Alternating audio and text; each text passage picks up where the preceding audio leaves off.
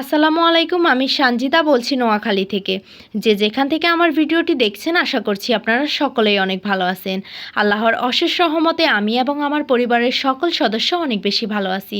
তো সকালবেলা আমি ঘুম থেকে উঠে দেখছি মা অনেকগুলো শোল মাছের বাচ্চাকে একটা পলিথিনের মধ্যে বন্দি করে রেখে দিয়েছে। আর এই মাছগুলোর চোখগুলো লাল লাল থাকায় আমার কাছে অনেক বেশি ভালো লাগছিল। তো এই মাছগুলো ধরা হয়েছিল আমাদের বাড়ির এই বড় পুকুরটা থেকে। আর এই পুকুরটার মধ্যে মোটামুটি বাড়ির সকলেরই ভাগ আছে। যদিও আমাদের বাড়িতে একাধিক পুকুর আছে, কিন্তু তাও সবাই এই পুকুরের পানি বেশিরভাগ ইউজ করে। যাই হোক, পুকুর থেকে আমি চাল পাত ধুয়ে এনে চুলায় বসিয়ে দিয়েছি। আর এই সময়ে ওয়াইফাই ছিল না, যার কারণে মায়ের ছোট ফোনটা দিয়ে মা ভাইয়ের সাথে কথা বলছিলেন।